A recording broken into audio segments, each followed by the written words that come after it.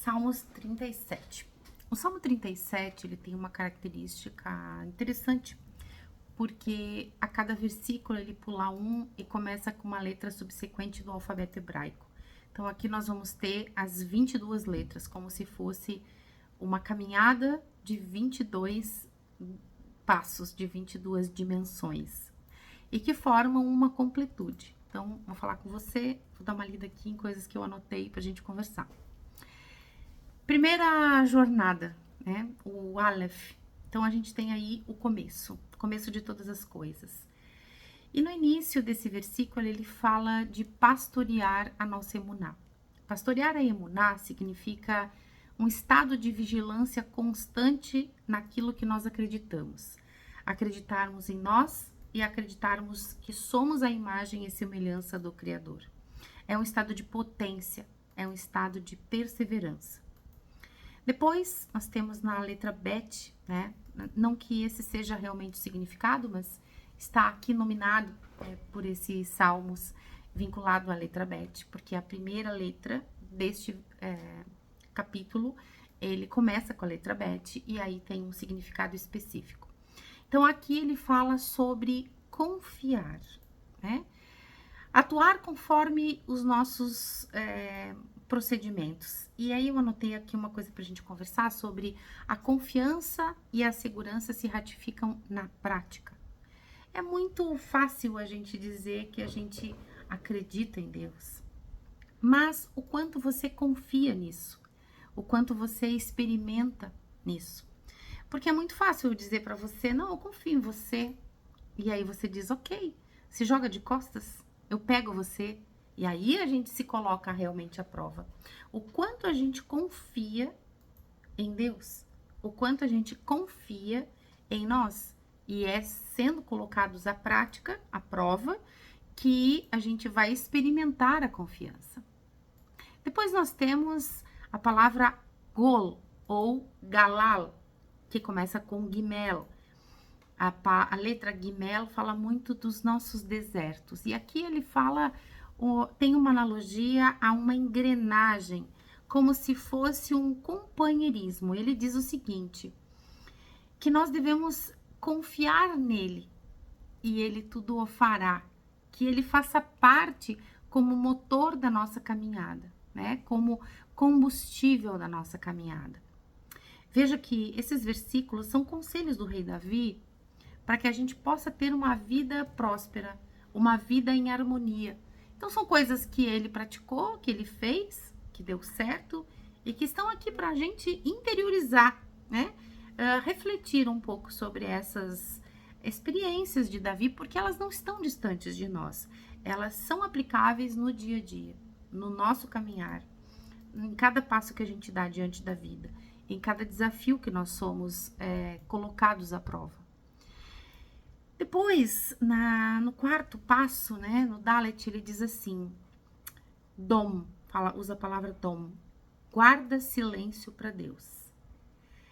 E quando a gente fala sobre isso, eu lembro muito de uma frase que um antigo chefe dizia, ele dizia assim, uma carroça vazia faz muito barulho.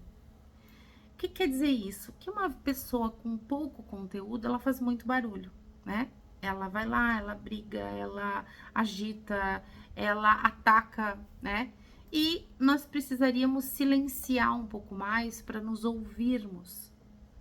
Muitas vezes a gente precisa silenciar diante de algumas situações. Não vale a pena discutir, né? Não vale a pena brigar, não vale a pena questionar. Eu mesma vejo em muitos comentários, em posts que eu faço do Instagram, né? Pessoas que vêm, às vezes, caem de paraquedas no meu Instagram e dizem, você precisaria estudar mais, eu não concordo com você por isso, por aquilo. Carroça vazia, né? Porque ela não me conhece, não sabe o quanto eu estudo. Se ela me conhecesse, ela saberia que eu estudo pelo menos 10, 12 horas por dia, se não mais, porque eu durmo muito pouco, né? Uns 5, 6 horas por dia e eu fico o tempo inteiro estudando. Então, eu tô cozinhando, eu tô estudando, eu vou pra cama, eu tô ouvindo uma aula, eu acordo, eu tô ouvindo uma aula, eu tô atendendo, eu tô estudando, eu tô preparando uma aula, eu tô estudando, né? Então, essa história da carroça vazia, muitas vezes nós também somos essa carroça vazia. e que atacamos o conhecimento de um outro a partir do nosso vazio, do nosso barulho, né? Da nossa falta de conhecimento. E não respeitamos essa faceta de verdade do outro, né? Então, silencie um pouco para se ouvir. Você também tem as respostas de todos os desafios que a vida te coloca. Mas às vezes a gente submete as nossas perguntas a outros. O que você acha que eu deveria fazer? Só que nós somos seres únicos, individuais, só que a gente entrega isso para que o outro responda o que eu deveria fazer. E não nos calamos para ouvir essa voz interna que está presente em cada um de nós. Depois nós temos a letra Rei, e aqui diz o seguinte: fala do nariz, fala que a gente precisa abandonar aquilo que nos cheira mal. E quando a gente fala sobre isso, né, a gente fala muito do espírito. Você tem essa percepção de quando você está num lugar e aquilo não vai dar certo? O quanto você ouve os teus instintos, a tua intuição, essa voz que vem de dentro, o quanto você dá ouvidos ao teu faro, né? Quanto você percebe o faro, porque o faro é importante, o animal se conecta pelo faro. A gente tem os feromonas também, que são a capacidade do ser humano de sentir o cheiro da pessoa amada ou a repulsa do inimigo, né? Quando uma pessoa está diante de uma situação, quando um animal está diante de uma situação perigosa, o cheiro que exala muitas vezes repele o outro, né? E na lógica biológica, nós percebemos uma pessoa que cheira mal, ela tem no inconsciente uma mecânica de proteção, que é afugentar aquele outro que quer te atacar, que quer me pegar, como se você fosse sempre a presa nessa relação. Bom, seguindo, nós temos aqui a letra Vav, que fala sobre os mansos são os que se sujeitam à vontade de Deus. Estes desfrutarão desta sensação de abundância de Deus com sensação de paz.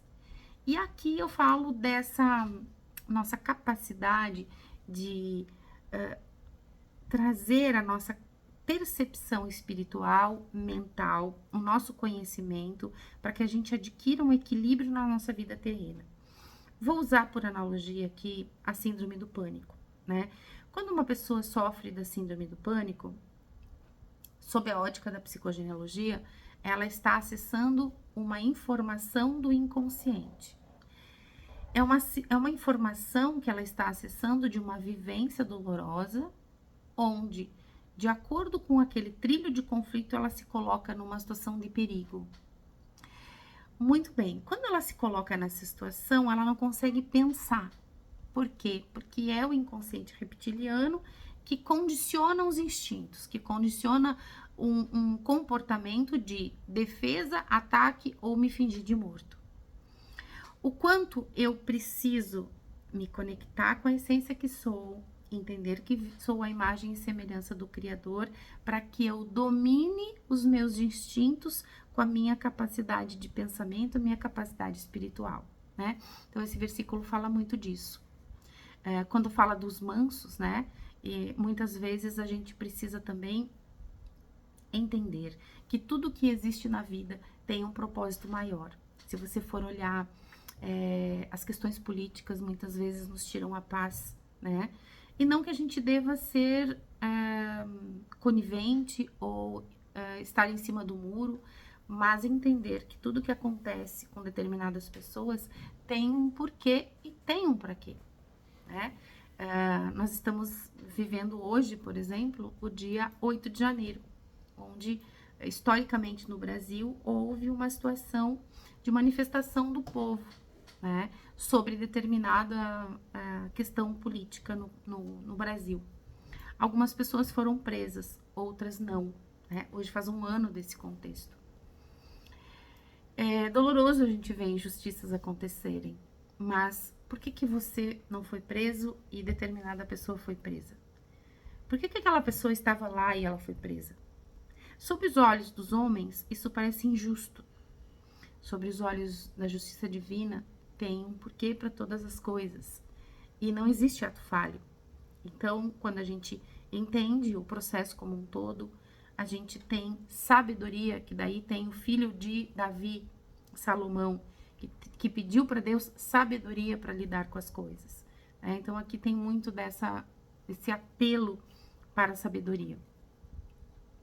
Zaim, né? O digno de contenda que fica tramando. Contra ele virão os reflexos de suas tramas. Você não precisa fazer nada contra ninguém que esteja te atacando, um inimigo, alguém que você acha que quer o teu mal, um concorrente de trabalho, um irmão, uma amante, né? Tantas situações de família que acontecem e que tiram a paz das pessoas, né? Que vem pra gente aí para atendimento. Segue teu rumo, né? Siga o teu caminho, a tua paz. Aquilo que a pessoa faz, ela recebe. Uma outra lição que eu aprendi com esse meu antigo chefe, ele dizia assim: seja sempre a melhor opção para o teu cliente, né? E aqui vale para todos os sentidos. Seja sempre a melhor opção para você, seja sempre a melhor opção no teu casamento, seja sempre a melhor opção para o teu cliente, seja sempre a melhor opção para os teus amigos, né? E fique tranquilo, porque tudo que alguém plantar, ele colhe. Não adianta você querer plantar maçãs e querer colher tomates. Se você plantou maçãs, você vai colher maçãs. Não importa se você plantou, ou se teu pai plantou, ou se teu avô plantou. Em algum momento alguém vai plantar. Inclusive tem aquele ditado: quem planta tâmaras não colhe tâmaras, porque ele demora para dar os frutos. Então é uma geração subsequente que vai colher isso. Mas faz parte, né? Aquele pé, aquele fruto está dentro de um terreno que é de uma família. E quando a gente fala de árvore genealógica, de psicogenealogia, tudo que acontece em um membro de uma família tem tudo a ver com os seus descendentes, porque somos uma mesma família. Ou você quer herdar algo dos teus antepassados, teus pais, teus avós, uma herança, mas você diz: não, aquele pé de limão eu não quero. Não, quando você herda tudo, né? Então, como que eu lido com tudo isso? A contabilidade do plantar e do colher, né? Somos um. Depois, os letrachete, né? Os arcos, o arco e o flecha apontados para os pobres e necessitados. Tem uma máxima, né? Um ensinamento da Kabbalah que diz o seguinte. Esses dias eu vi um rabino falando sobre isso. Ele diz: existem os pobres e existem os ricos. Muitas vezes, os ricos precisam aprender que eles têm dinheiro, mas não é para viver para si, né? Precisa haver uma troca, um dar, fazer com que esse dinheiro flua. Aos pobres também cabe você estar naquela situação e entender que a pobreza, ela não é pecuniária, não é material. A pobreza é a pobreza do espírito. Tantas pessoas que passaram na Terra e que não tinham R$ 1. A gente pode citar aí Madre Teresa de Calcutá, a gente pode citar Chico Xavier, né? O quanto essas pessoas foram pobres? Elas foram milionárias, né? O pobre é aquele pobre do espírito. Às vezes, a única coisa que ele tem é dinheiro, né? Então, aqui a gente vai olhar para o pobre, mas o pobre do espírito, aquele que julga, aquele que ataca, aquele que violenta. Esse que é o pobre, né? Desse versículo. Depois, basta um pouco de bem para o justo e é o suficiente, né? Nós temos o suficiente para fazer transbordar isso. É como se fosse uma semente. Mas muitas vezes a gente quer mais. A gente olha para o quintal do outro, a gente olha para o plantio do outro. E aí tem os olhos da cobiça, né? Tem os olhos daquilo que eu quero que eu não tenho. E aí a gente entra na questão do ego. A questão dos inimigos, né? Os inimigos vão se dissipar e depois fala de pedir emprestado. E aí tem uma outra lição da Kabbalah. Diz assim, quando você for emprestar algo para alguém, você já tem que emprestar uma quantia que não vai te fazer falta e que você empreste com o objetivo de dízimo. Ou seja, eu estou emprestando, mas ao mesmo tempo a minha entrega do dinheiro, ela não espera retorno. Se houver o retorno, ótimo. Por quê? Porque a própria Bíblia diz, não empreste dinheiro, né? Não peça dinheiro a juros, porque as relações, elas ficarão em desequilíbrio. Em algum momento, alguém vai se sentir minimizado, o outro vai se sentir mais porque emprestou, às vezes joga na cara, né? E essas relações, elas nunca ficam equânimes. Nós precisamos entender que tudo busca um equilíbrio. Então, se você der algo, que você dê aquilo que você não precisa, mas dê de coração, né? Que aquilo seja um fruto para que alguém, a partir da tua doação, transforme né, em uma floresta. Que aquela semente você transforme em floresta. Depois, nós temos aqui os passos do homem. Ainda que caia, Deus não deixará a sua mão. A gente se desespera em muitas situações, né? E esquece de acionar a nossa potência espiritual. E aqui a gente entra na letra Num, que diz o seguinte: os que recebem a justiça de Deus sabem que fazem parte de um povo e que tem consciência que deve ajudar o próximo. E quando a gente fala de ajuda ao próximo, nesse sentido, a gente está falando da ajuda espiritual. Jesus, quando veio à Terra, ele lavou os pés, né, das pessoas. E aí ele se fez humilde, aí ele se fez pobre, e aí ele se fez misericordioso, né? Então, aqui é uma lição de que nós recebemos, mas esse tesouro, isso que nós recebemos não é para nós, é para o nosso próximo. Letra P, né? A boca. Aquilo que fala da tua boca deveria ser o que está no teu coração. Mas deveria ser o que está no teu coração de forma fluida, pura, verdadeira. Mas muitas vezes a gente guarda no nosso coração a raiva, a inveja, a dor, o menosprezo, a injustiça, a vingança. Quantas coisas a gente guarda no nosso coração? Então, a gente deveria constantemente, aí eu trago o caput desse versículo que diz, pastorei tu emuná. Pastorear é cuidar o rebanho. Imagine tuas emoções um rebanho.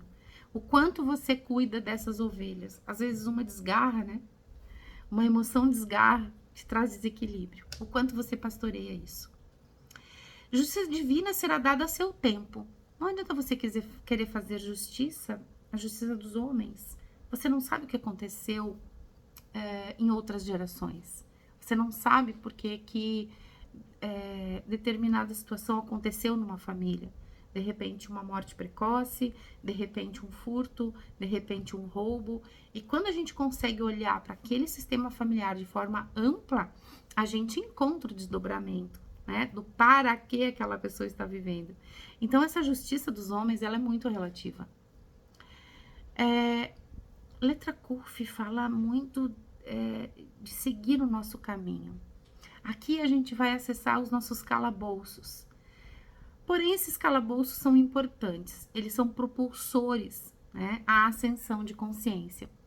Aqui diz, simplesmente cuida do teu caminho. Para de olhar para a vida do outro, de cuidar da vida do outro, de achar que o outro tem mais, ou de achar que você tem mais. Cuida apenas do teu caminho. Hash, uma pessoa que se engrandece no seu donativo. Cuide do ego. O quanto você ajuda de forma altruísta, né? Também existe na Bíblia o ensinamento que uma mão direita dá, a esquerda não deve saber. Você está ajudando por você ou você está ajudando pela pessoa? Se é por você, você vai querer recompensa, você vai falar, você quer troféus, você quer visibilidade, você quer mídia. Você quer que os jornais noticiem, você bota no teu Instagram, né? Porém, quando você doa de verdade, você não precisa dizer aos quatro cantos. Simplesmente a alegria daquele que recebe, para ti, já é o pagamento. Letra Shin, penúltima letra, né? Vigia o ser completo, não agregando nem diminuindo, guardando a completude. Então, nós, quando olhamos para um ser, nós devemos olhar de forma integral. Esses dias também, olhando no meu Instagram, uma pessoa diz assim, cientista ela, eu não sei se eu acredito nesse olhar holístico. E aí eu fico me questionando como que uma cientista hoje não tem um olhar holístico. Porque afinal de contas, ser holístico é ser integral. Como é que você olha para a matéria e hoje está tão difundido ciência e espiritualidade, né? A ciência confirmando aí que existe uma célula, um DNA, um desenho divino em cada um de nós. Como que você não acredita no ser holístico? Não estamos mais em tempo de acreditar, estamos em tempos de vivenciar, experienciar. Né? Se você ainda está na fase do acreditar, você está muito atrasado. Você está muito atrasado. E por fim, Tchua quer dizer sermos postos em liberdade. Latchua significa ser liberto, solucionar algo. E ser liberto não é que tem alguém te prendendo, você se prende, né?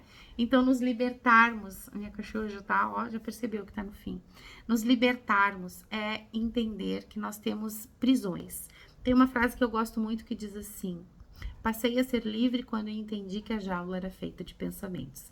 Terminamos aqui, então, com 22 minutos de vídeo. Desejando que você reflita em cada passo dessa caminhada. Muito obrigada por tudo que a gente experimentou, vivenciou sobre as experiências de Davi. A partir delas, nós precisamos trazer esse conhecimento para o nosso dia a dia, né? Que você possa fazer a sua leitura da Bíblia. Cada versículo, para cada pessoa, cada salmo, reverbera de forma diferente dentro de cada um de nós. Faça essa caminhada, né? Identifique-se com o salmo, leia, releia ele várias vezes, interiorize, engravide esse conhecimento e transforme o que é dor em liberdade. É isso que os Salmos 37 propõe pra gente. Um grande beijo e a gente se vê no próximo salmo.